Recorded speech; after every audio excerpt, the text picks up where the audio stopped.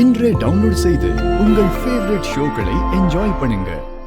ஏங்க முதல்ல அவங்க எதுக்கு வந்திருக்காங்கன்னு கேளுங்க. அது என்னன்னு கூட தெரிஞ்சுக்காம போன்னு விரட்டிட்டு இருக்கீங்க. அவங்கள கொஞ்சம் பேச விடுங்க. பாட்டி, எதுக்கு வந்தீங்கன்னு சொல்லுங்க பாட்டி. சாமுண்டீஸ்வரி, நீங்க 2 பேரும் தான் என்னை எதிரியா பாக்குறீங்க. ஆனா நான் உங்க 2 பேரையும் உங்க அம்மாவையும் என் உறவாதான் நினைக்கிறேன். நீங்க இப்போ உங்க அம்மாவுக்கு திதி கொடுத்து படையல் போட்டு கும்பிடுறீங்க. அதே மாதிரி தான் ஒவ்வொரு வருஷமும் நான் உங்க அம்மாவுக்கு திதி கொடுத்து படையல் போட்டுக்கிட்டு இருக்கேன்.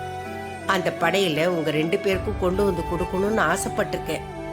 ஆனா அது இதுவரைக்கும் நடந்ததில்லை. இந்த வருஷமும் அப்படிதான். உங்க அம்மாவுக்கு திதி கொடுத்து படையல் போட்டு அந்த படையில இங்க எடுத்துட்டு வந்திருக்கேன். அவசியம் இந்த படையில வாங்கிக்கோங்கம்மா.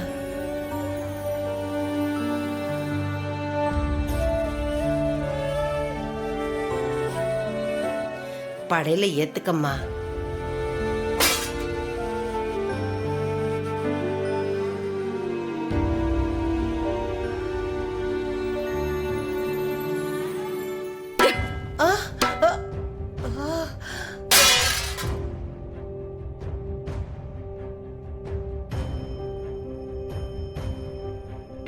முதல்ல இங்க இருந்து வெளியே போ. ஓ அம்மாவோட ஆத்மா என் படையில கண்டிப்பா ஏத்துக்குவா. ஏன்னா எங்க மேல எந்த தப்பு இல்லைன்னு உன் அம்மாவோட ஆத்மாவுக்கு தெரியுமா. என் அம்மாவோட ஆத்மா உன்னை மன்னிச்சாலும் நான் உன்னை மன்னிக்க தயாரா இல்ல. ஏன் திதி அன்னைக்கு கூட எங்களை நிம்மதியா இருக்க விட மாட்டியா? வெளியில போ இங்க இருந்து முதல்ல.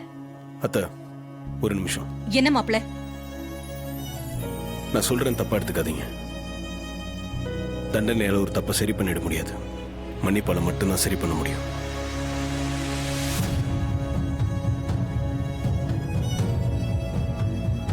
நீங்க அவங்களுக்கு கொடுத்துட்டு இருக்க தண்டனையை விட அவங்க கேட்கிற மன்னிப்புக்கு சக்தி அதிகம். இல்ல மாப்பிள்ள, நீங்க என் மனச புரிஞ்சுக்காம பேசுறீங்க.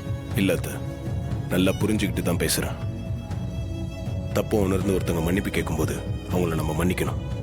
அதான் சரி. அவங்க வயசுல எவ்வளவு பெரியவங்க, எத்தனை வாட்டி உங்ககிட்ட வந்து மன்னிப்பு கேட்டிருப்பாங்க. நீங்க அதெல்லாம் புரிஞ்சுக்காம பிடிவாதமாவே இருக்கீங்க.